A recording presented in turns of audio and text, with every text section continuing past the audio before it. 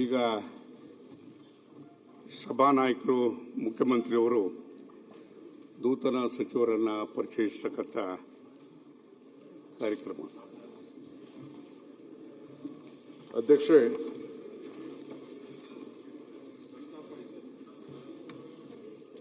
ಅಲ್ಲ ನೀವು ಆಮೇಲೆ ಮಾಡಿ ಅಂದ್ರೆ ಆಮೇಲೆ ಮಾಡ್ತೀವಿ.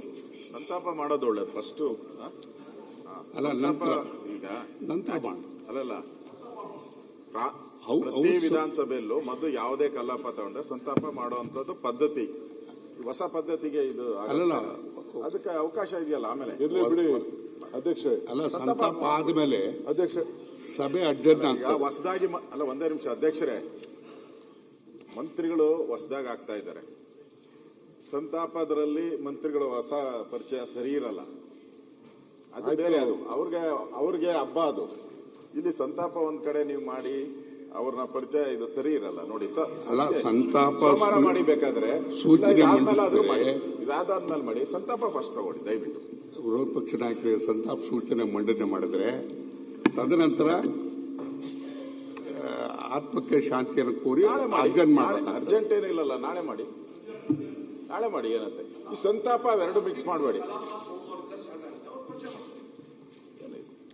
ಈ ಸಂತಾಪ ಇವೆರಡು ಯಾಕೆ ಮಿಕ್ಸ್ ಮಾಡ್ತೀರಾ? ಮುಖ್ಯಮಂತ್ರಿ ಹೊಸ ಮುಖ್ಯಮಂತ್ರಿ ಆಗಿದ್ದಾರೆ. ಬಿಡಿ ಆಯ್ತು. ಹೊಸ ಮುಖ್ಯಮಂತ್ರಿ ಆಗಿದ್ದಾರೆ. ಹೊಸ ಮುಖ್ಯಮಂತ್ರಿ ಅರ್ಥ ಇದೆಯಾ ಅಧ್ಯಕ್ಷ? ನೀವೆಲ್ಲ ಹೋಗ್ಬಿಟ್ಟು ಸಂತಾಪದಲ್ಲಿ ನೀವು ಹೊಸದಾಗಿ ಕಳೆ ಘೋಷಣೆ ಮಾಡೋ ಸಂತಾಪ ನಂತರ ಬರೋದು. ಈಗ ಮುಖ್ಯಮಂತ್ರಿಗಳು ಪರಿಚಯ ಮಾಡ್ತಾರೆ.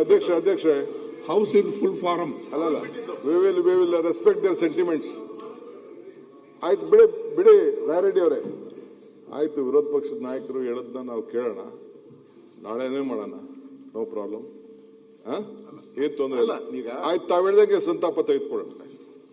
ನಾನು ಯಾವ ದೃಷ್ಟಿ ನಿಮ್ಗೆ, ನೀವು ಹೊಸದಾಗಿ ಮಂತ್ರಿಮಂಡಲ ರಚನೆ ಮಾಡಿದ್ದೀರಾ, ನಮ್ಗೆ ಇಷ್ಟ ಇದೆಯೋ ಇಲ್ಲ ಅದು ಬೇರೆ ಪ್ರಶ್ನೆ. ನಿಮ್ಗಂತೂ ಖುಷಿ ಇದೆ. ಸಂತಾಪ ಖುಷಿನ ಯಾಕೆ ಮಿಕ್ಸ್ ಮಾಡ್ತೀರಾ? ಬೇಡ, ಅದಕ್ಕೆ ಇದು ಹೊಸ ಪರಂಪರೆ ಬೇಡ ಅಂತ ಅಷ್ಟೇ.